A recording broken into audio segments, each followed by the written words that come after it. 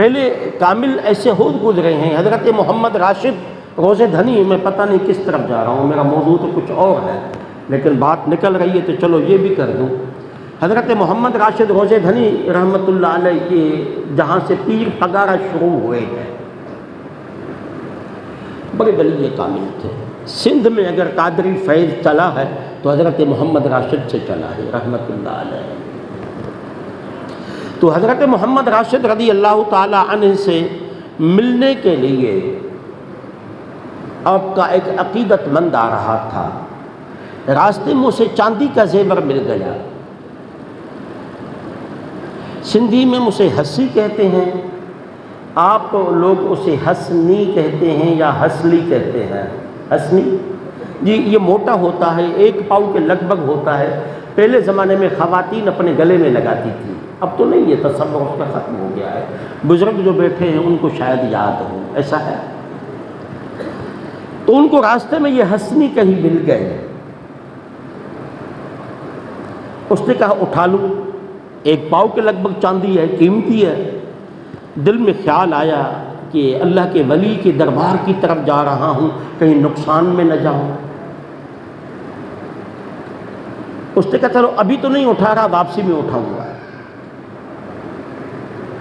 اس نے کیا کیا، جانور جب گوبر کرتے ہیں تو وہ خشک ہو جاتا ہے. جب وہ خشک ہوتا ہے تو دیہی لوگ اسے آگ جلانے کے لیے لکڑی کے طور پہ استعمال کرتے ہیں. یہ بازار میں باقاعدہ پیسوں میں بکتا ہے.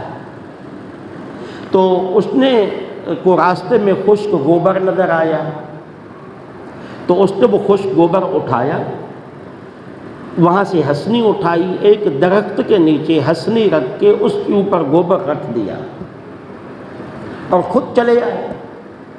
10-12 دن شیخ کامل کی خدمت میں رہے، ذکر و اذکار کیے.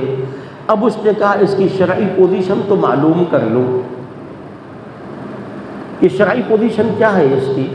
تو حضرت مرید نے سوال کیا کہ قبلہ، راستے میں کوئی پڑی ہوئی چیز مل جائے تو اٹھانا جائز ہے؟ ہمیں تو راستے میں جو چیز ملی ہم اس کے مالک ہیں نا.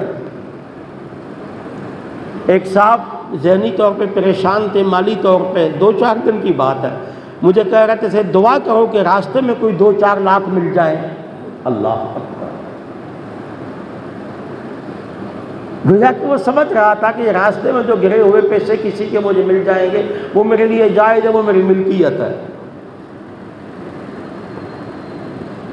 تو آپ ان سے حضرت محمد راشد سے پوچھا کہ قبلہ، راستے میں کوئی چیز مل جائے تو بندہ اٹھائے؟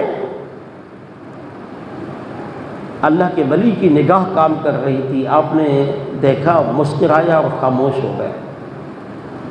اس نے پھر سوال کیا کہ قبلہ، راستے میں کوئی چیز ملے تو اٹھائے؟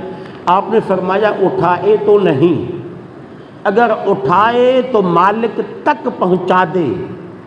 اگر مالک تک پہنچانا ممکن نہیں تو وہ چیز نہ اٹھائے تاکہ مالک آ کے خود اٹھا لے، جب تلاش کرتا ہوا آئے. جی، تاکہ مالک آ کے خود اٹھا لے. تو آپ نے فرمایا اٹھائے تو نہیں، لیکن اس کو درخت کے نیچے رکھ کے اس کے اوپر خشک گوبر بھی نہ ڈالے. اسے کامل کہتے ہیں. یہ لوگ اللہ کے وجود کے دلیل ہیں. جی، بے ساختہ زبانیں پکار اٹھتی ہیں، جن کی عبادت کرنے والے بندے اتنے طاقتور ہیں تو میرے رب کی طاقت کتنی ہوگی. تو میں کہہ سکتا ہوں یہ جو میں نے 2 واقعات بیان کیے، یہ بھی میرے موضوع سے ہٹ کے اس لیے نہیں کہ یہ جو خدا کی قدرت کے شاہکار ہیں اولیاء، جب ان کا ربط اور نسبت خدا کے ساتھ ہو جاتی ہے، جب ان کی طاقت یہ ہے تو خدا کی طاقت کیسے ہوگی؟